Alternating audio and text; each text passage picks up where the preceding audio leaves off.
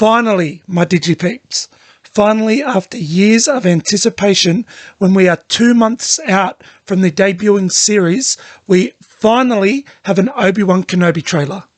After months of waiting, Star Wars days on May 4th, celebrations, Christmas days, New Year's Day, everyone kept an eye on Disney and Lucasfilms, expecting a small teaser trailer for this series. And finally, on the 9th of March 2022, we get our trailer and it looks incredible. Now, I am a prequels man.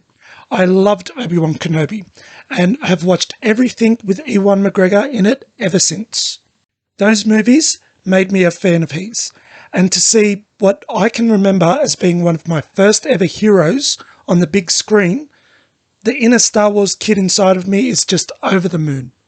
More so than The Mandalorian, more so than the Book of Boba Fett, even more so than the award-winning Clone Wars series.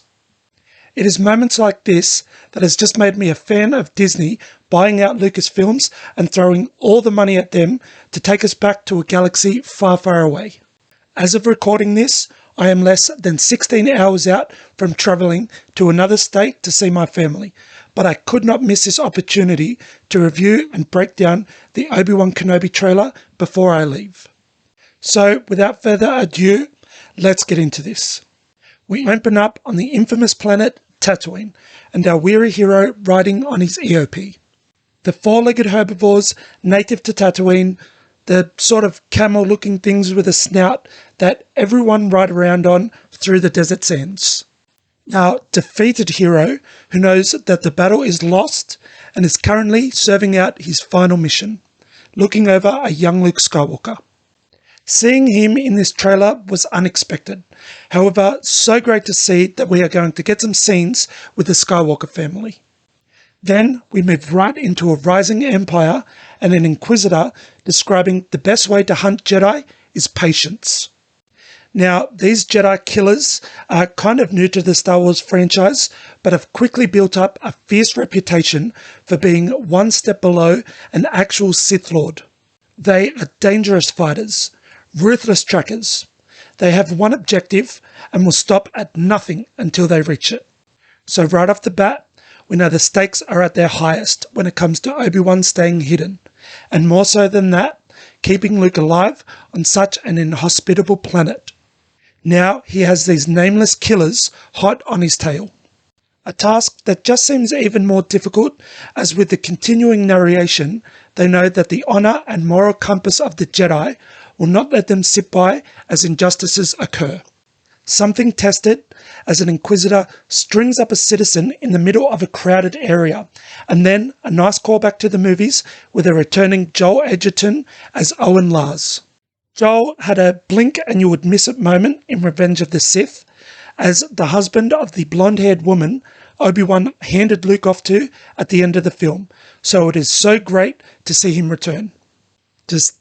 Oh man, the care and thought that they are putting into this series, it has me really excited.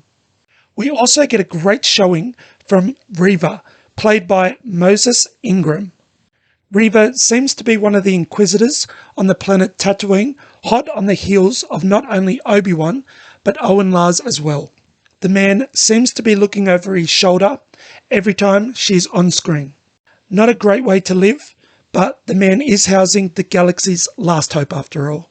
This all culminated in one crazy looking fight with a man taking cover while blasting at his attackers. Now, this is a scene that has me most excited out of everything.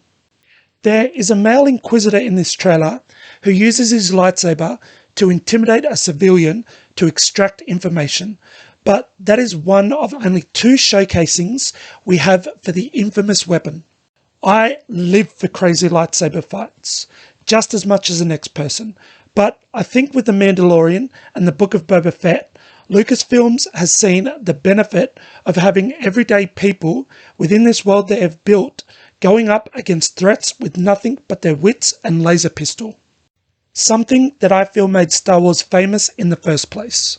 Who does not love the ever-dashing and cheeky, gun-toting Han Solo? The diplomatic and powerful Leia Organa? The jetpack-flying bounty hunter Boba Fett? all non-Force sensitive individuals who probably are the most famous characters from the Star Wars universe. Now, I do not doubt for a second that Obi-Wan still has his lightsaber, as well as Anakin's that he took after the battle on Mustafar. The poster has made it very clear that this weapon will be a part of the series. There is also talk of Hayden Christensen coming back, so you can only imagine there will be some sort of fight or possibly an action sequence involving the fallen Chosen One and his former master. I just hope that the lightsaber will be a last resort weapon for Obi-Wan in a situation. Like, there will be no survivors coming out of a conflict he cannot resolve without the use of his Jedi mind tricks or some quick thinking. Then that was that. A quick look into some of the things we can expect from this series, and it has me very pumped and excited for what's coming.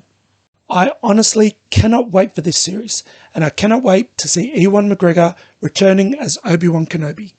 I am also very excited to see the story that they craft with these amazing and dynamic characters, who all seem like they are going to add something special to this series in their own way.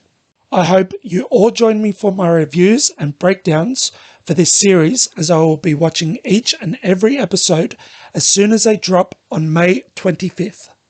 I hope you all loved the trailer as much as I did, and as always, I will catch you all in the next one.